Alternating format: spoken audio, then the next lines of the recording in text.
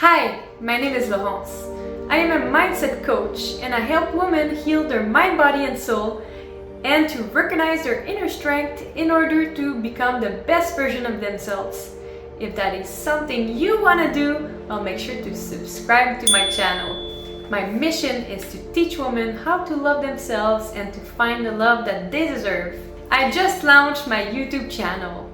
So if you stick with me, I will be uploading regular content on healing and growing. This video is for women that live through a difficult breakup or that find themselves dating time and time again an emotionally unavailable man. If you want to break free from that pattern, then keep on watching, as I will be giving you valuable information that helps explain why you get attracted to men that are not deserving of you, and also how to prioritize your needs and let go of beliefs that are not serving you in order to find somebody that will make you happy and treat you well. In that process, I will introduce the attachment theory, and I will also give you 8 main characteristics of an avoidant man, and also 5 reasons why you shouldn't be dating one. Lastly, I will give you 5 common mixed signals that you can get from a man that you date. So, I want to talk to you about the attachment theory, as I really think it helps explain how we interact in a relationship as adults. There's 3 main attachment styles, and you and the man that you are dating are gonna fall into one of the 3 main categories. There's the secure attachment style, there is the anxious attachment style, and there is the avoidant attachment style. What happens is that if you have unresolved childhood trauma, you will fall into the anxious category or the avoidant category. Your attachment style was developed according to the relationship that you had with your parents as a child. For example, if a person had parents that were attentive to their needs when they were young, they will develop a secure attachment style because they feel there is some trust between them and their parents, and also that they can rely on them. That strong base allows them to go about in the world with confidence. On the other hand, if your parent was physically or emotionally distant and they were not attentive to their needs, or they were maybe even treating you badly, then you will develop one of the 2 other styles. So you will become anxiously attached or avoidantly attached. So of course there is other variables that come into play into you developing a particular attachment style, but parental behavior plays a big role.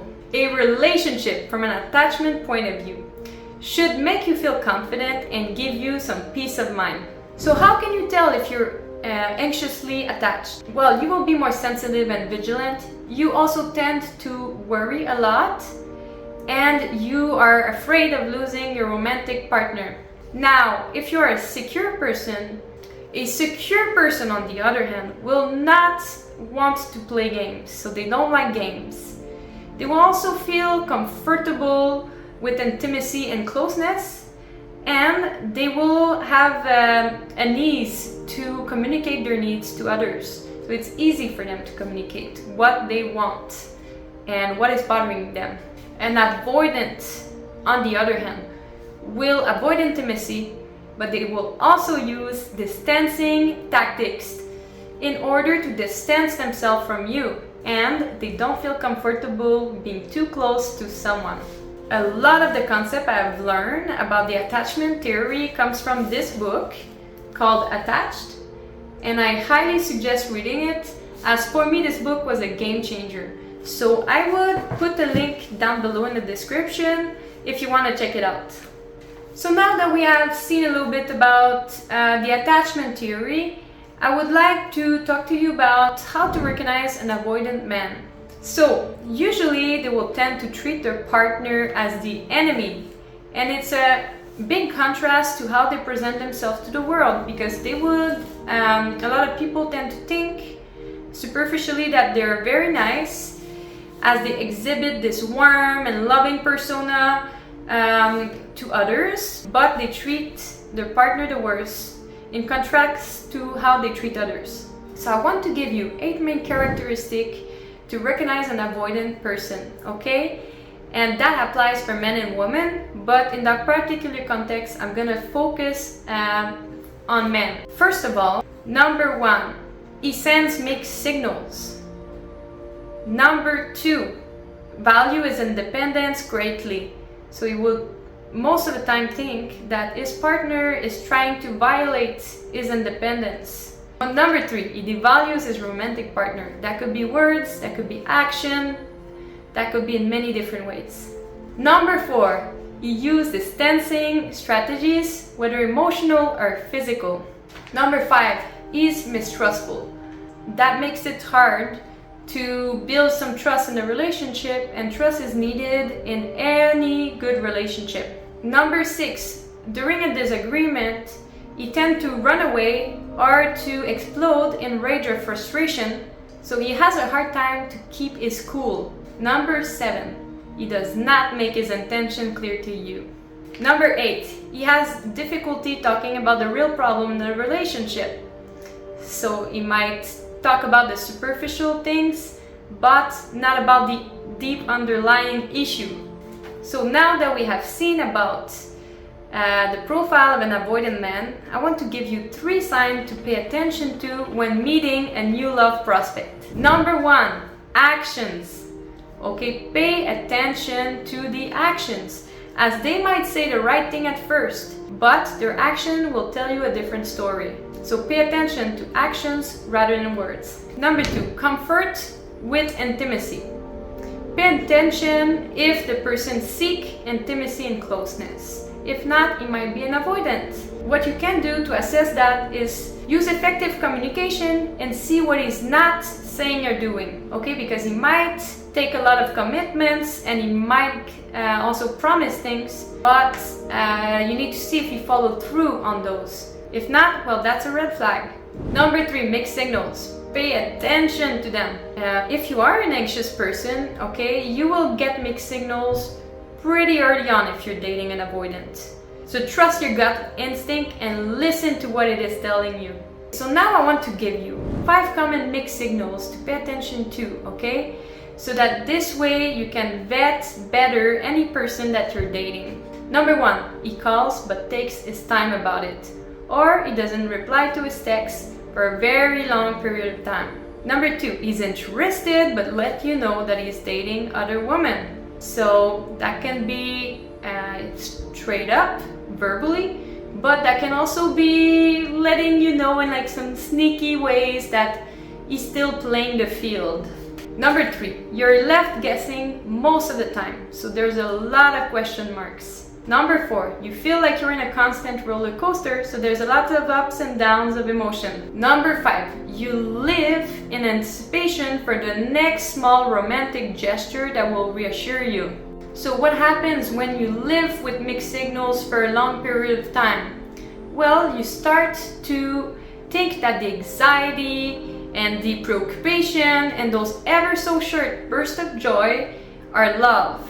But it's only your brain tricking you, because what you are really doing is that you're equating an activated attachment style with passion. That's how our brains are wired, because we humans tend to ignore the mixed signals that we're getting instead of recognizing that someone that flagrantly ignores our needs and our emotion is not going to be a good fit for us in the long run. We accept this bad attitude. But remember that in a true partnership, both partners see it as their responsibility to ensure the other's well-being. So now I want to tell you a little bit about my personal experience. I was previously in a long-term relationship with an avoidant man, and I definitely saw some red flags at the beginning. But instead of asking myself question like, will this man be able to meet my needs, or is this man a good fit for my life, I was asking myself instead questions like, does he like me, or does he find me attractive? Well, I should have been. But what you're really doing when you're not asking yourself the right questions is that you're letting the man choose, because you're not vetting him and you let him be the one vetting you. And that is not how it should be, okay? So always be the chooser. It's your life, so you should make sure that the person that is in your life is somebody that can ultimately make you happy. After taking some time to study relational behavior, it started to be very evident to me that there's a strong incompatibility between avoidance and anxious people. And that is why I want to give you 5 reasons why you shouldn't date an avoidant man if you are an anxious woman. Number 1, you want closeness and intimacy and they want to maintain physical or emotional distance from you. Number 2, you're very sensitive of any signs of rejections and they send you mixed signals that often come across as rejection. Number 3, you find it hard to tell them directly what are your needs and what is bothering you. And they have a hard time reading your verbal and nonverbal cues, and they also don't think it's their business to do so. Number 4, you need reassurance and to feel love, and they tend to put you down in order to create some distance. Number 5, you need to know exactly where you stand in a relationship, and they prefer to keep things vague even when you are in a serious relationship. So that is all for me today, my friend, and I really hope that you enjoyed the content of this video. And if so, please let me know in the comments down below. And if you have any suggestion, you can leave it there as well. Please don't forget to like, subscribe, and share this video if you enjoyed it so that other people like you can see this content. Thank you, and I will see you soon.